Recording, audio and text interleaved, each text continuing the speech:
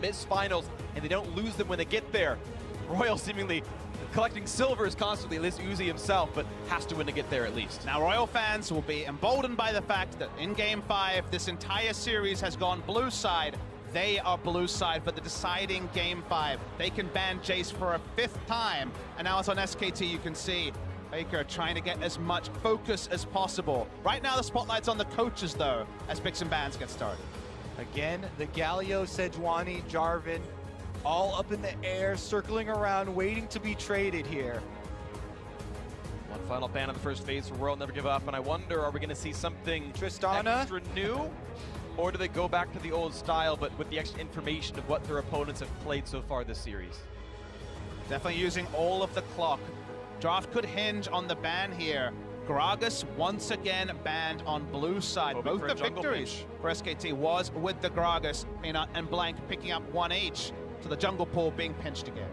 So the question is, do you ban away the Jarvan or Sejuani and make that a 1 for something else trade with the Galio on one side, the uncontested Sedge on the other?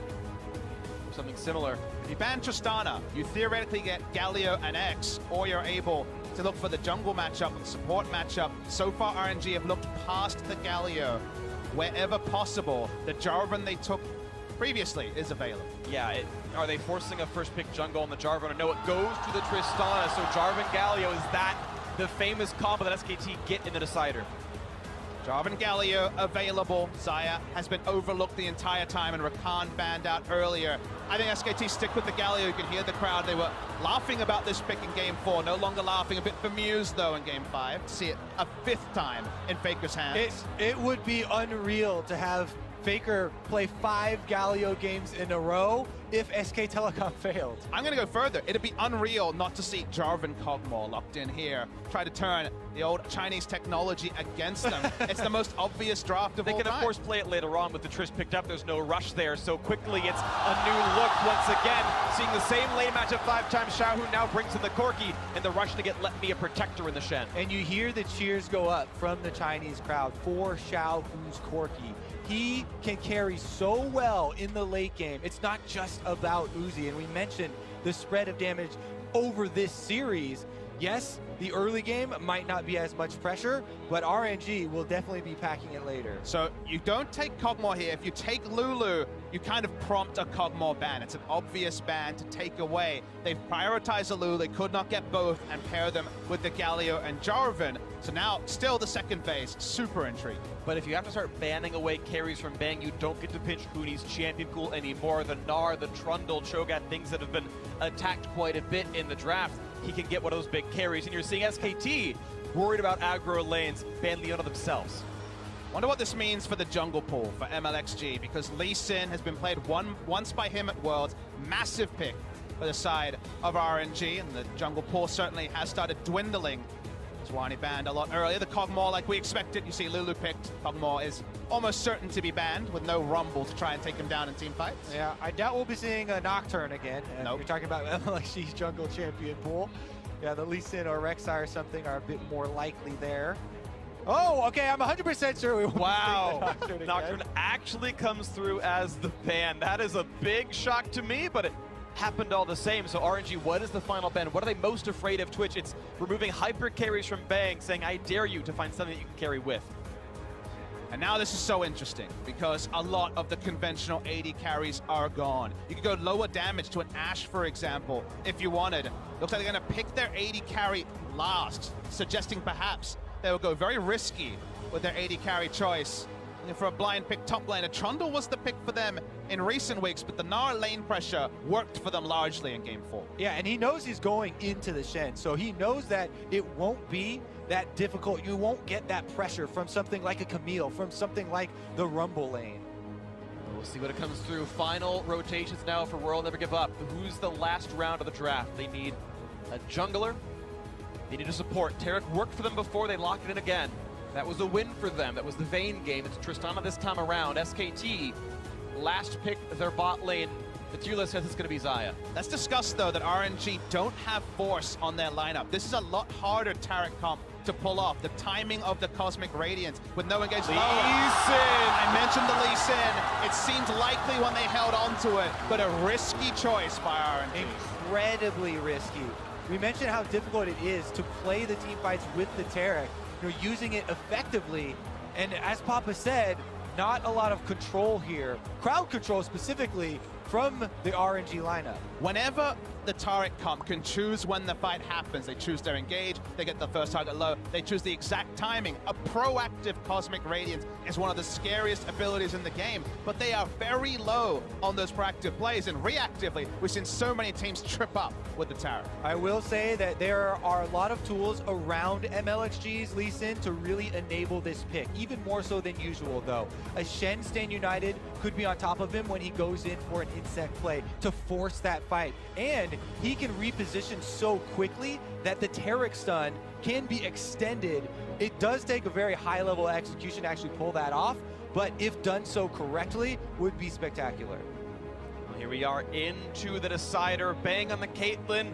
A little bit of a new look for SK Telecom T1. I don't think a lot of teams saw this champion coming into Worlds, but the Chinese teams popularized it and won with it. And fairly many other squads decided, you know what, you guys are right, this is a smart adaptation. SKT bringing, once again, a new look into this draft.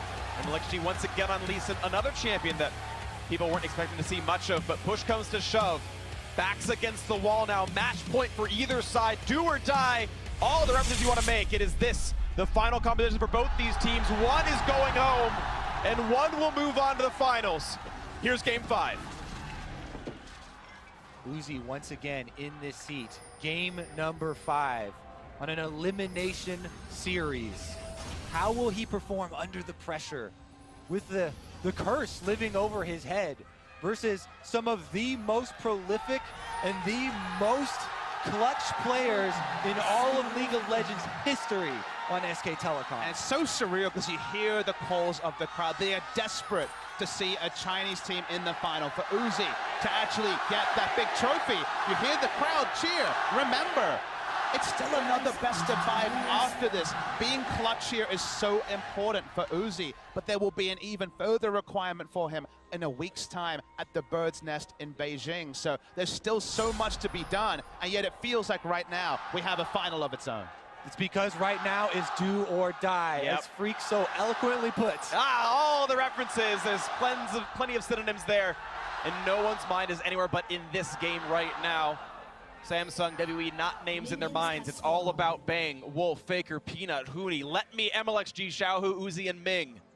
These 10 players, the coach can no longer talk to them. The drafts no longer matter. Execution is all you need. And as minions spawn, RNG gonna go for an invade, try to punish Huni's potential leash. And go back to their side afterwards. It will be a late start though for MLXG. He'll be a few seconds off. As you see, SKT stealing away the Raptors here, getting a bit of experience onto Bang. In particular, only gets one because of the patience range there, and he has to go to lane to get the melee minions. RNG actually went straight to lane, so it might be a level 2 advantage here in the bot lane. Assuredly. I mean, RNG get to shove this early wave in, and they get complete control down here. Shouldn't be difficult for Bang and Wolf to reset off of that tower bounce, though. With the Lulu and Caitlyn, they have very strong advantages here. Now, you talked about the bands of supports, you know, the Leona specifically in Champion Select here, but Tarek and Tristana can also apply a tremendous amount of kill pressure. Ming, though, taking a lot of damage on the outside. Not a lot of ways out, he flashed, but it's gonna be Peanut in range! He's gonna get in there with the Ignite, the damage comes through, first blood for Bang! We said one of the only things that they would fear would be Rock's Peanut. Peanut comes down from the red buff to the bottom lane to secure first blood for SKT. Talked about taking away strategies as well. That's MLXGS. One buff into walking all the way down. That is not what you expect conventionally from a Korean jungler min-maxing. This is all about getting in the head of RNG. Has to make the entire trip, walks all the way down. They see RNG pushed up, and Peanut smells his moment. So many things collaborate here to make this possible. SKT, they seemingly for free give away this minion wave push level 1 by going to the Raptors. Yet, all the time coordinated with Peanut on this Jarvan, a red buff start immediately to the bottom lane to take advantage of an over-pushed lane. And it finds success here in Game 5, the critical moment. One of the few moments maybe there would have been a smiling Peanut, as he's been grimacing almost the entire summer season into Worlds. That was vintage him. Didn't take an Elise pick, didn't take the Nidalee. Was banned away in the previous game. But a confidence booster is so important for the jungler of SKT. The first recalls come through in the mid lane. Faker, if he wants to, can TV right back in. Just add some ability power for the wave clear. MLXG is hard farming. He actually went for his own crush as well, something not too often seen in early clears, but a hard farm out of the Lee Sin so far. Level 3 for him, matched by Peanut though. He's also got himself a gank off, so massive props, of course, to the SKT junglers we were mentioning before. Let me doing his best to play defense up here. Is currently up in farm. Worth noting, is doing very well for himself, but Shen has been a big champion for him. His ultimates were so good in that first game. Huni has had 1% jungle proximity. 1%. No visits at all. And some of the lane phases, most famously game 1, have not gone his way, but he's got that thankless task. We've talked about it a couple of times. Push in, create pressure, even with 2 losing lanes at times, especially during Worlds, and don't die. And there's always going to be that pendulum swing, and he's largely done his job pretty respectably in this series. Meanwhile, opposing him, Letme has diligently done his job on the tanks. Sure. Shen, Maokai, and RNG have been able to really effectively actually use that Shen previously. Remember back to earlier in this series, the bottom lane focus where MLXG did go top. You know, he was able to lend some support to Letme and get Shen to that level 6 where they could take advantage. But right now, it might be him that would be in need of some support. Fancy camera work there, though, and he's no longer around the mid lane. Currently down bottom, looking for a play off the control ward. Just feels like MLXG needs to make action happen wherever he goes. Late rotation jungler, the playmaker that he is famous on. If everything's left equal, I mean, pushing advantage for SKT top and bot lane, although it's pretty even right now as RNG have pushed up, and Galio situationally can clear faster than the Corki. So my eyes are really trained on what MLXG can do as well. That's his first aggressive move. Yeah, lands a slow couple autos, but Galio already on the way down. Faker not far, doesn't have ulti, but still. Nice tread on Huni, lands the hyper damage, and that will be a control ward cleared away. So now suddenly it's RNG losing vision on this side of the map. It's going to be so much of balance here in the early game about the globals of all these solo laners. As we approach the level 6s for Faker, for Letme, these cooldowns are tremendously long in the early game, and those are what you base your entire team strategy for that early game around. Jungle paths are determined by these. You know, trades in the top lane like we just saw could very well mean Letme joining on this bottom side gank, or it fails. We didn't even mention it. Ming has Ignite, so showing a bit of transparency around playing around bot side. That's why you see MLXG once again returning here for the lane game, but SKT pulling back, very respectful. Yeah, no reason to go run headlong into them in front of a minion wave, so gonna play at range. I do want to point out though, despite the Caitlyn pick, and so many times in Worlds we see it be a super lane dominant pick, you knock the turret down, there's nary a lick of damage on the RNG bot lane turret right now. Uzi and Ming, maybe with the Ignite threat, who knows, have been able to keep the lane at equilibrium the whole time. So now I would definitely say that the respect is being paid to that Shen, Stand United post level 6. But you're right, the kill pressure early on of an Ignite Taric Tristana lane that we talked about, definitely keeping them honest. And pressure actually is a very ambiguous term that we use often as casters in League of Legends, but we could simplistically describe a couple of versions here. So one version of pressure does come from kill pressure, and that is from assassins or from skill combinations like we just mentioned, where you can all in and kill the opposing champion. The other form of pressure that we talk about very often is the ability of a champion to clear out the minions in a much quicker fashion, which basically, again, gives that homework to the enemy, as we can see there, to have to clear out before going for one of those roams. That's why Galio kind of has the best of both worlds, because he instantly clears a minion wave, leaves, and he even has a global to get somewhere faster than you can, so you're always under intense map pressure. Do you call missing every time he wave clears? He's got the wave clear from level 1. So I take your point, Kobe. It is a very nuanced point. We talk about even the map pressure, the ability to push being enough to create pressure on the enemy jungler because the laners can leave first. Seeing both laners on our screen, leaving for now, trying to provide coverage. MLXG one camp away from 6.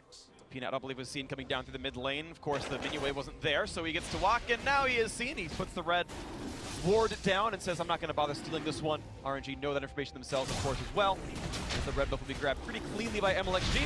First level 6 is going to be that RNG jungler. So Peanut, you expect not far behind. And then it comes to weird summoner spells. Like Ignite on Tarek is something that may never have been played in the entire summer season. It's not what you'd expect. And Exhaust, certainly. Heal has become common. He has the Wind Speaker, so you would have thought Heal. But Ignite basically says, wait, you've got a Lee Sin, and your support with a stun has Ignite. You're expecting bot lane pressure, and that probably means that after clearing a wave, Bang walks backwards because he's like, wait, surely the enemy jungler with this Ignite Tarek will play around bot side. If that means the turret lasts 3, 4, 5 minutes longer, just a summoner spell choice is enough to create pressure or implied pressure on the SKT bot lane. And the first recalls come through, of course. Bang with more money gets to finish an entire Ninja Tabby, but it's actually still up in farm for Uzi. A pretty safe recall. So often you see a Caitlyn get to dictate when that happens, come in with BS Order's pickaxe, and it's the same attack damage out of the Tristana. And mid to late game, I think there is a massive power spike that comes out of the Trist, much more so than the Caitlyn gets. I mean, on a simple level, late game, it's one threat, and the one threat is Caitlyn. On the side of SKT, a lot of the nerfs towards Caitlyn were about attack speed, base attack speed. Nerfs into meaning attack speed items give her less rewards. So when it comes to late game fights, Xiaohu on his famous Corki that won them a lot of their way towards their eventual second place runners-ups and that won him his MVP is going to be so pivotal because there's a point where SKT may run out of damage. It's definitely true. You have to take into consideration the theoretical maximum damage output for a backline of Corki Triss, definitely higher. But topside, we actually have some action brewing. Okay, Let Me can get the taunt. He's not going to go for it. He's running out of health instead. So just MLXG gives him a shield. They called that Jarvan and Galli were on the way. Suddenly this could be a 3 versus 2. And Uni, looking to go continually forward, wants to find the CC. Instead, they will find alone time with this turret, though. Sweeper misses the ward, so Peanut Over the play, Flash only lands, here's the rest of the knockup, and they're gonna have all the CC they need. MLXG gonna drop 2-0 SKT. And Huni, so much pressure on this top side. Now they even get to cut off Let Me from the minion wave, and Faker instantly teleports back to mid. Such a big play in the blink of an eye. The fact that he's in a ward doesn't matter. They're going to invest a teleport just to keep the turret health up. It's low, but it will not fall now. And Faker loses no minions in there. People question Huni all year long, ever since he joined this SK Telecom version. He's stuck to his style of high pressure, playing forward on the map, drawing extra resources away. And as you talked about earlier, Papa Smithy, he only got 1% jungle pressure from his own team. It's doubled now! I mean, he's kind of had a thankless task in summer. Spring season, he comes in. First game was Maokai. He played a lot of Poppy. He looked great. He fit in. In summer season, halfway through the season, as we look over a bit of a replay here, his only wins were on Cassiopeia top, Lucian top, a bit of AD Cannon. He wasn't playing the meta champion. He can play the Gnar. He showed it in his victory over Khan in the LCK final, the only game that SKT won. He does play to the beat of his own drum, and I love that SKT, with no Antara, have to embrace that, and all their strategies around a pressure top laner, something that Huni uniquely provides, and Antara does not. And one of my favorite stats is the Huni style, of, regardless of champion, is effective.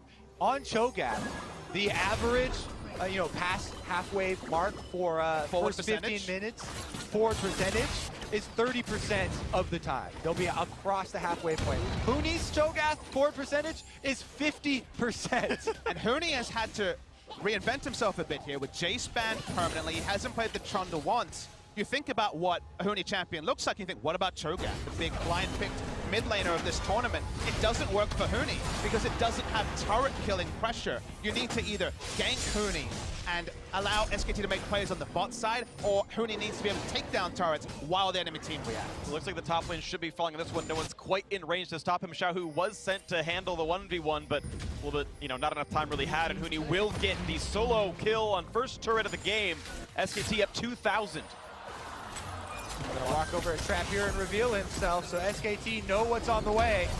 Damage onto Wolf, but it doesn't matter. MLXG so far ineffective on this Lee Sin pick. It's been Peanut been able to actually get a gank off on this, and now they got to fight into the mid lane. Let Me puts on the dodge time, and now Xiaohu going to find himself a duel against Huni, but he's got to be careful. Peanut is around. A lot of burst damage. He's almost going to take him. One rocket, but the damage reduction of Galio saves Huni's life.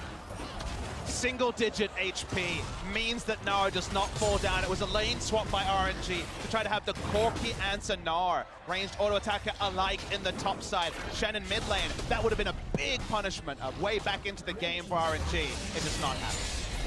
Baker saves another teammate, applying the damage reduction for the last rocket. Meanwhile, down bottom lane, Yeah. Ocean Drain taken up. So a solo Ocean, 14 minutes, not the ideal, but not bad. The fact that RNG's duo was able to heads up 2-on-2 with a bit of intervention, but not a true gank, get the turret kill against a Caitlyn lane. No one gives first turret against a Caitlyn lane. RNG did, so the strengths on different sides. Uzi and Huni, the two major forces. The turret health was high, but they knew that all the members of SKT were topside. There was no backup for SKT while MLFC was bot side. They couldn't know that he was taking down the Ocean Drake. They had to respect, they backed away. It's nice to pick up the turret, answering turret for RNG. And you talk about the 2 points of power, Freak. Just a little fun fact here, Huni was at 3 HP from that last engagement. So Three hit points of power. That point of power, yeah, was 3 HP from falling over. He attacked one extra time with his Cole, got 3 life on hit, lived through Xiaohu. And while the early game has gone good for SKT, they don't have the inevitability of mid to late game fight Lulu Kog'Maw. It is Caitlyn this time. Caitlyn, after the big debut with WE with the Janna Caitlyn lanes, has not found any real success subsequent to that. Nard is going to go for a DPS build, but there's no guarantee that if this game stays around the 2,000 to 5,000 gold mark in 10, 15 minutes time, SKT can win team fights. Yeah, you definitely have to run it through the team fight simulator here. Theoretical damage output of a Corki Tristana is amazing. However, there is higher disruption on SK Telecom's side. So if the front line can play well enough to disrupt the auto attacks and the damage output, then it could be similar. Here we go on the bottom side though. Let me is the target. Puts in the dodge, he buys a lot of time, but here comes the rest of the squad. Wolf is here, the taunt to buy some time, but Peanut can walk away. SKT, 3 unanswered kills. That was really strong, even through the dodge field, able to pick him up. They'll summon the Rift out, force RNG to react bot side, and Baker's just leaving open, trying to wave clear around the mid lane. Baker feels like he's constantly trying to put out fires across the map, but look at the number one burning on top. Flash kicked him into a wall, into all of the rest of the damage is there. Huni, of course, the standard build doesn't have any resistances yet, and they knew their limits. MLXG hoping to get this first turret, but here comes Baker. They've got to walk away. No turret taken down. Baker keeps moving around. Second charge on the Rift Herald. Difficult to return to a chunked out bot lane inner turret, so not necessarily going to be a big factor. Very nice execution on the top side. That was the second kill onto Huni. That 3 HP hadn't have been there the previous time. That would have definitely been a psychological blow to Huni, but giving up his life there and keeping up his summoners is decent. 2,500 still the lead for SKT. He can still feel good about this one. The fact that he got first turret gold means he's still ahead of his opponent in the lane. Uzi hoping to find something to do. Xiaohu forced to run away as well from Faker. And pressure in all these lanes. Something else that RNG really like to do with Xiaohu on this Corki is have him on the side lane and split pushing. So, we'll get another look at Let Me here on Shed as he gets dove, ending up being a 3 versus 1. But it starts out with just Baker and Peanut doing most of the work. Then Wolf comes in.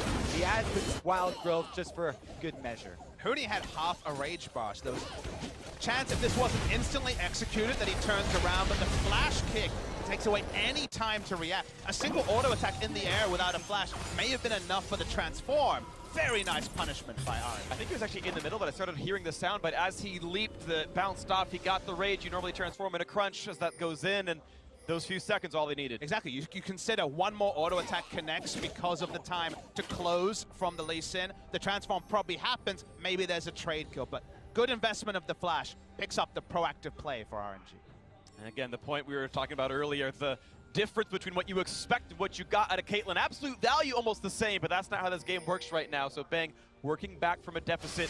The real trough comes at 2 items. I think right now should be, of course, not too bad for Caitlyn. But from this point onwards, Uzi gets more and more powerful than Bang. And I love the fact that Kobe talked about the disruption factor for SKT, because a perfect fight where RNG have the Cosmic Radiance going and then they free hit with it, they will probably win. And I think that will consistently be the trend. But there's so many different ways to force positioning, to bait out something like that big ultimate from Ming, where suddenly it doesn't matter how much damage you have if Let Me and MLXG die and there's no front line for the 280 carries for DPS behind. The execution here for the next 5 minutes are critical because, as we've seen with the stats for Caitlyn, she does drop off with the attack speed nerfs that you're talking about later, Free. And we've seen so many of the teams stall out with the pushing, but SKT are keeping up the pressure, trying to get that bottom secondary turret. I think he might have known that MLG had no flash, but still a flash to get away. Didn't want to get knocked up, but quick dodge out by Let Me. But SKT able to get their third turret now of the game as bot lane tier 2 falls. RNG only is getting top lane outer. Being able to run back, he's got a Lulu near him, put some damage on towards Uzi. Meanwhile, as we talked about before, the Trinity Force Corki. RNG love to have Xiao who's split pushing, and now once again making quick work of this top turret, even though they sacrifice on the bottom side and Let Me on Shen is unable to deal with the multiple members of SKT down there. RNG are trading some gold and trying to fuel their later game carries. And never lose sight of when the Baron is spawning against a Ardent Sensor turret, able to really reapply that in an AoE and force down a fast Baron. So even on simple levels, you think conventionally, hey, you're gonna get a Mountain Drake, you're jumping around the right side, you have the right side of control by controlling bot side for SKT. The Baron pressure of this Ardent Sensor turret at 20 minutes is immense. It truly is, because all of the champions on RNG also very successfully utilize that Ardent Sensor buff.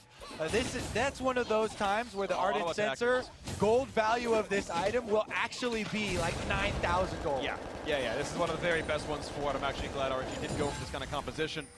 And we'll see if they can make that happen here. Of course, SKT, though, still with the lead from their early plays, but leaking back some disadvantages in other spots as Peanut now we go for this Mountain Drake. At the moment where the Galio mid is a comfortable one, he can just lazily walk over to the Baron and make sure nothing's going to happen there to stop the setup, stop the control wards from being too advanced.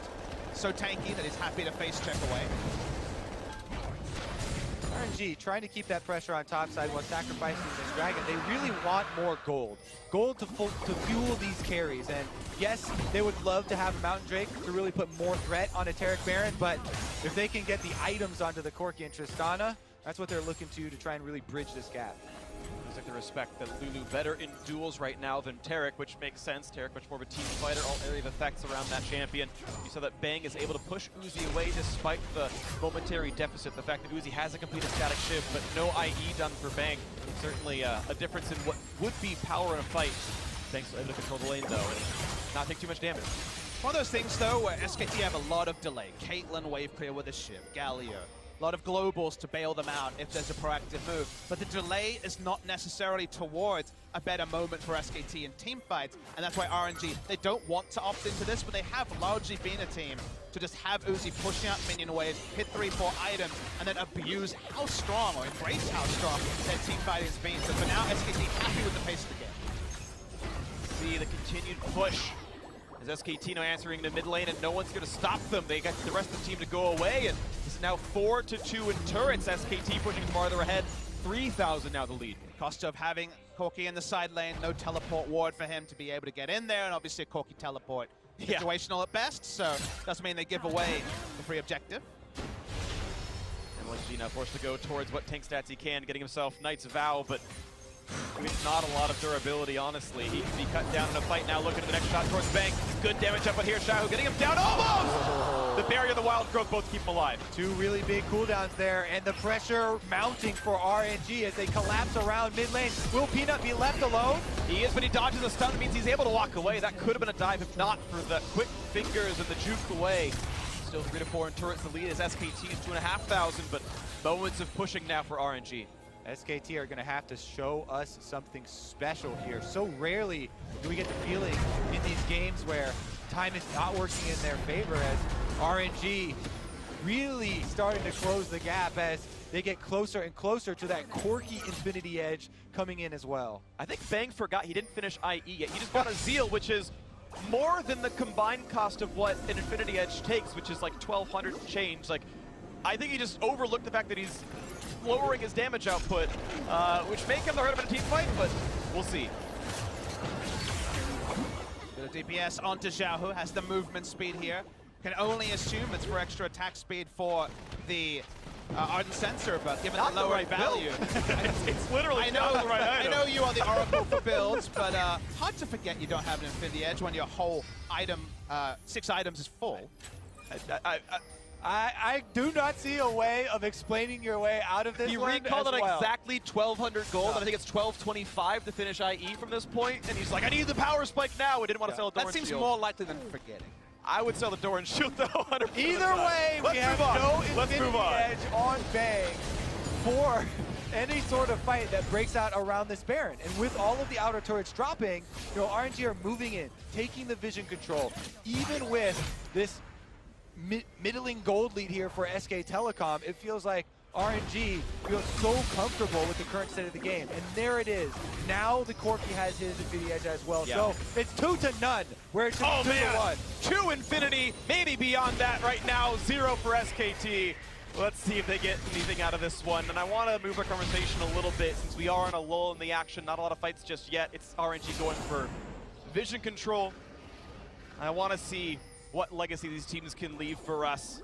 Uzi's been in 2 World Finals. Sadly for him, he's lost in both of them. Faker's been in 3. If RNG win this, Uzi gets to tie that mark at being in 3 finals himself. Maybe this will be the one that he wins, but you can kind of tell the tension is there.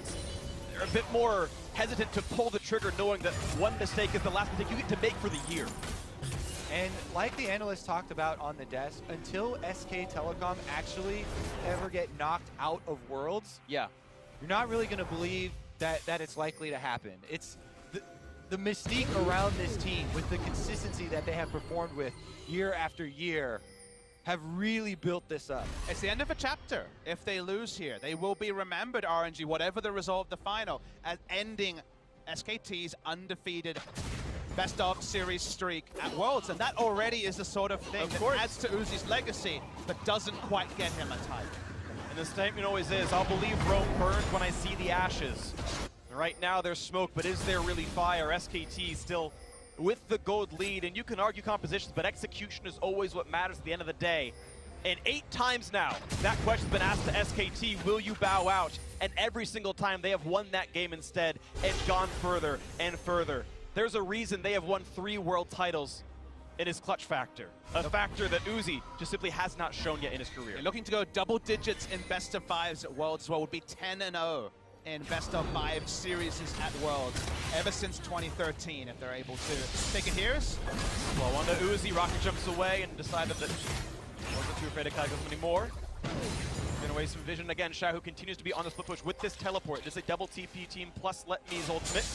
SKT, of course, with a similar situation. They've got the Galio plus the double teleport. One of the little ways that you can feel like RNG is reclaiming control of this game is that Huni is never really pushing past the river on the Gnar. He is basically pushing out a single minion wave that Shen pushed to him, and they're just trading farm between a Gnar and Shen, which lets you know he's not confident enough to keep pushing down. They can't rotate him topside for now. They don't want him to lane against the Corki. So for now, the Gnar pushing pressure on Shen isn't really a bullet point of this game because they're just trading farm between the two. In the meantime, though, SK Telecom still should be able to control the neutral objectives here. They push out the mid wave. Bang and Wolf are rotating over for another Drake. And luckily for them, Ocean Drake not the most benefits on this stage of the game. Sure. But they'll definitely take every little bit they can get. Honest 50, you mentioned trading farm before. To narrow in on that topic, you actually look at who's having gold leads on both these sides. Shahu and Uzi are actually the ones with gold leads over their respective counterparts of SKT. It's top jungle support with 4 gold on SKT, but 3-minute redemption, no one cares that Wolf has 700 more. Lulu with a Crystal Embracer doesn't do anything different, so some of these spikes are really valuable, such as Rapid Fire Cannon being done on Uzi and not for Bang. On a simple level, RNG have killed more minions than SKT have, even though SKT have the pressure draft with the Galio Global, with the Gnar who is pushing in. So the fact that RNG have got access to more minions than SKT lets you know that their ability to defend in the early to mid game, to stop the game from snowballing further after the first inner turret went down in the bottom lane, it's been a robust defense, and they've rotated Xiaohu and Uzi around well. End result is big item leads for them right now.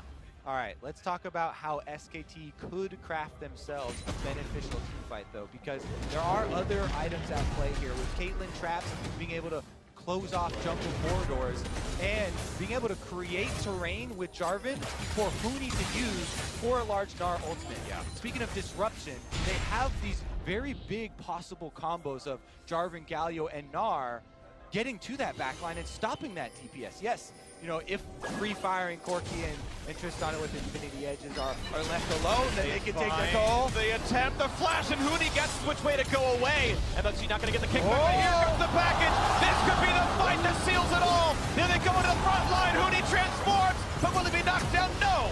He's going to stay alive. 5v5 still available on both sides here. No one dies. More tools used by RNG. They teleported in. Couldn't find a fight win. Huni can teleport back in, but he will be exhausted on the Mininar.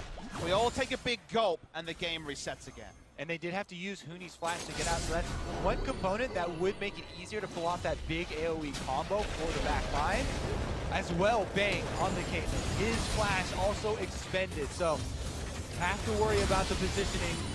Really important here for the next fight. Definitely agree. 3 summoners for 3, though. The overall trade in this one, no Ignite to reduce the healing out from Bing here is, once again, RNG look to be playing for the ward control, but SKT still has Trinket wards inside the Baron pit, so nothing really stifled out just yet. The minimap not fully gray here as RNG push forward. Once again, get control of mid lane first. And even though it's by a different path, this game's RNG's draft, with where they have the multiple damage dealers in the late game and SKT only having one, still echoes what they did in game 1, where they said, if we can take it late, we will win. Now trying to increase the pace of the game, though. First attempt at Baron. Pull SKT into the pit. The vision seen a little bit here as the ward goes over the wall. They know it's at 5k, and Baker holds the front line. What kind of taunt can he get? What kind of setup is there? The snipe coming through. SKT actually re-engaged on the Baron, and they're going to get rid of the vision. Down to 4,800. Now, in bot lane actually just taking a red buff and pushing. So SKT aren't serious about actually forcing a 5v5 fight, but they have pushed RNG off the Baron. Yeah, they're just trying to delay the members of RNG here. Now, Letme's been sent down to the bottom to deal with that minion wave, though, and SK Telecom disengage. First time they've gotten any sort of control over the halfway mark and actually wards into the blue buff area in a long time. So RNG, a bit out of nowhere starting Baron, cost them a lot of map vision. And SKT get inside track on mid lane. They win the exchange, this turret down below us, 1/3 gone already, down to half HP, and who's going to stop them? Some wave clear from Corki, and it lives at about 1/4 health, but that last minute or so was much better executed by the Koreans, by the defending champions, hoping to reclaim that throne yet again, as they're 1 game away from eliminating Royal Never Give Up here, making it to their 4th final. Most impressive thing to me about SKT this tournament is that they found themselves with the lack of control over games with a gold disadvantage many times over the course of the tournament. And those were the games they actually pulled out and won. They lost to Snowball comps from Misfits twice. They lost to the Fizz Sejuani combo AHQ was playing. But all those long games where they were in large gold leads, they won because the one thing they have been able to do consistently is set up a line of defense. Understand, if this team makes one move on this part of the map, let's get the maximum advantage somewhere else. They never give up free lunches. That has been the consistent story with SKT, and that's why there, RNG made their first practice move in a while. They said, okay, we've got the item timings, let's start the Baron. Let's make the fight now while we know we're strong, and SKT respond to it and actually get an advantage from it. Well, SKT never give up free lunches, but Royal Never Give Up is in the name. That was lame, but it's going to be still the battle for vision over that one. I'm actually disappointed in myself. I apologize profusely everywhere. But it is still, it's just the tense vision battle. That is what this game is boiled down to at this point. The waves being cleared reasonably well on both sides. Huni not getting crazy inroads into the side lane. I completely get it, Frank. There's nothing to shout about right now. We're waiting for that Titanic moment. We thought it might have been the teleport play from Xiaohu, but it was snuffed out, even though it was the aggressive use of the Shen. This game is bleeding. It's basically requesting a match winner to show up in a moment. Another Baron start, we might see that big moment. And it feels like SK Telecom are calling RNG's bluff. They're saying, prove it to us now. We are proven champions, and we have the poise in late game. You make the first move. Flag saw it. It was still down there. The taunt's going to land on a 1. The stun there to join it as well. They get the ulti out of Galley. Letme will be knocked up there. The chase thing's still going for Bang. He's got the damage up, but Chunks uses it to half and forces the rocket jump away. And meanwhile, Gnar still pushing in the bot lane. As Sahuni was doing in their losses, doing it here as well. He's back in Main form, which when it comes to turret damage, is actually a benefit for the Gnar. Huni taking his toll down there on the bottom side, and the veterans in SK Telecom get a little bit more pressure. Continually able to split the map, and once again now starting on the Baron. The team far away. MLXG can join this, but the Baron losing health rapidly. He sees, guys, Bang's hitting the Baron. There's no control ward on the Baron, so they're not actually able to secure it. They had one in the inventory. They peel away. SKT were not going to finish. And critically, Xiaohu on the bottom of your screen in the minimap, chasing Huni down, who was closing in his rage bar for a teleport to join the rest of the team. But here they go! Cataclysm pops and kicks right back to the rest of the team. MLXG hoping to buy some time. Will get flashed on by Faker. The knockups to follow. Here comes Shen. The knockups are coming in. Do they have the damage up? But MLXG trying to run away, getting on the wall, staying alive with a chase in for Peanut. Will find the first kill and break all the silence. And the chase now for Let Me slowed. And no flash, but getting away, but a dead jungler is all SKT needs. They find the kill on the jungler, and that's all SK Telecom need to flip the switch. Baron started up once again. He's still pretty far away, walking in an easy solo on the Drake for Huni. Baron losing more and more of his health, 8,000 health left. You can see a quick blink in, Uzi nearby. Bang, hitting the shots in, down to 4,000. Let me in the front line. Here's the TP in for Huni, and a trap gets Uzi too low. Royal never gonna forfeit the Baron. This might come through, and now it might be too late for Xiaohu. Flashing away, hitting the blue for a bit of move speed, but his health bar's running low, and Faker will shut him down. SKT was so reliable on the defense that RNG got angsty. They thought something had to give. It was SKT that were actually able to pick up the important pick. The one time they actually had control over the Baron area. Nerves of steel for SK Telecom, and it pays off with a jungle pick into Baron buff and opening up the RNG base. 35 seconds till Xiaohu is back. This should be an easy push at the very start. So the question is, what do they go for? Is it inhibitor and more or inhibitor and back?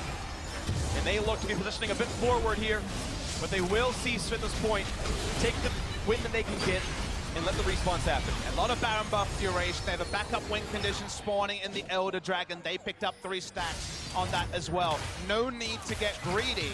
We're not going to be able to finish the game with Justana alive. SK Telecom so confident in this front line, able to find the pick there in the critical moment to open up team number 5. And let's take another look at MLXG here on the attempted escape. Yeah, he doesn't flash. He doesn't flash, but in previous areas, this would have been fine for him to go for aggressive vision. SKT were not defending the Baron area that aggressively. This time they do, and Peanut just about finishes the kill. That's just so greedy. MLXG's in front of 4 people, and he says, I'm in Cataclysm. That's okay, I'll wait it out. And they give away all the control. SK Telecom call for RNG to prove that they deserve it, to move past them, but not to yet be proven. Now they're going to have to do it into a Baron buff on a pushing SK Telecom. Open mid lane here has already been destroyed. Super minions will soon be making their way to RNG's base. And a bunch of purple minions will be making their way to the bottom of the base. Yes, they are. And as they continue marching on down, it's a source of gold for RNG, but a source of consternation, knowing that if their base falls, their hopes are over. And we rewind. What were we saying? RNG with the double Infinity Edge carries, they just wanted to team fight. SKT got their advantages without even starting a team fight. A pick was all they needed. Now they roll in with the long-range Caitlyn, trying to take a second inhibitor turret. The only thing they wanted to avoid was a fight, and so many times Galio looked to be going aggressively. We knew it was just to allow the Gnar to split push. SKT does not want a 5v5. What's the next play? Onto the bot lane they are. The traps from Caitlyn making re-engaging difficult. Let Me blocks the shot, and the siege can continue. Huni walking up, the rest of the team's doing the similar.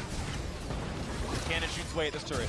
Say what you want about the nerf DPS of Caitlyn in teamfights, but her tower siege is still premier here. Caitlyn traps basically nullify the opportunities for engagements, and the range destroys the turret. With the turret gone, that means there's no engage to be had for RNG. As we back off of this one, a nice knockback means there's no taunt on Uzi. Look at the next one is Xiao, who actually cleanses away with the QSS. The inhibitor is gone, and now there should no longer be a fight that RNG wants. SKT able to get the clean second inhibitor take with the siege. And we also come back to drop. We said MLXG is on the Lee Sin. They do not have true engage on this team. With MLXG's flash down, even when he buffers a Q onto a front line and you think, oh, is this going to be the insect play? The reliability without the flash is not there. Put down the traps, have the Galio put up his big W taunt, and then take down objectives. The crowd is roaring. They are cheering for RNG. How are they going to fight a 5v5 fight when SKT has spent 37 minutes denying a 5v5 fight? Well, with 2 inhibitors down, there's not a lot of territory for RNG to work with anymore. They've got so much minion clearing duty ahead of them. Every 30 seconds is going to seem like a lifetime as the double stacked super minions will be buffing each other up when mid lane meets bottom lane at the Nexus turrets. It does allow Gold to keep flooding in. Uziana lead currently over Bang on this one, but the siege continues. The overall team goal, of course, much higher for the South Koreans, looking for top lane tier 2 now. Faker able to tank up these shots so easily. Even if the theoretical damage is higher, Faker's real tankiness just the highest in this game. It's never going to get access to the Caitlyn. It can't walk up and actually stop the turrets going down. Faker, maybe he's taking damage. It's hard to tell at this point. Yeah, can take 3 turret shots for just a Lulu shield. Gets harder from there when you have Locket, Redemption, and everything else. Bang again, putting some shots down, gets a couple hundred health off of Letby. Maybe it's worth just trying to kill Gnar quickly, but even that's so difficult right now with Randuin's complete. Turret's falling low. Faker pushed away, but yeah, the shot's still coming in. The turret's tanked up, and this will be turret number 8 for SK Telecom T1. They've doubled the score of RNG in that regard. And the SK Telecom war machine slowly creeps forward. Bang places another line of traps. The super minions are inside of the base, and RNG's options are running out. Maps up, auto's ready. Faker again holding the front line. Ming burns Locket to block it. That seems a bit excessive, but wants to be full HP for that one. Let me take a couple of shots as well. Maybe a taunt onto the tank here. Let me is going to be pulled in. The taunt zone, dodge zone gone. And not a lot of damage for this one. Minion wave in mid, starting to be pushed in. Minion wave in bot lane as well. RNG have good wave because they can rotate around and stop the economic victory coming through from the minions pushing in. But otherwise, they're just basically watching, hoping for a miracle from this man, from MLXG. He's found out the ward hops away. Sees a lot of couple shots come out from Bang though as well, and Ming's at 2/3 health. Red buff goes once again, 2 in a row to Bang, stolen away from RNG's jungle. And well, there's an Elder Dragon waiting on the other side of this wall. It looks like there is no chance for RNG to stop this. They will get mid control for a moment and not much more. A 4-stack Elder Dragon going to SKT. He has to respect Faker's fight comes in. Hootie goes for the Mega Gnar. The triple stun. Here's the follow through. It's going to be 2 already. And into the back lane goes Letby. Cannot kill off Wolf though as the Chinese members are falling left and right. Uzi on the run. Peanut here to follow soon. Jumps forward, finds the dunk to flash away. But it's a 3v5. Can you win this fight and make it down to 2? This could be the death now. Uzi trying to kite from Hootie. It's not going to happen. That's 4. That's going to be 5. That's the ace. And the legend of SK Telecom will not die today. I've been told they're mortal, but they are not going to die today. A 12,000 gold lead. The team fight when they need it. SKT, masters of control, will take down the Nexus, will take down RNG, and are headed to their 4th World Championship final.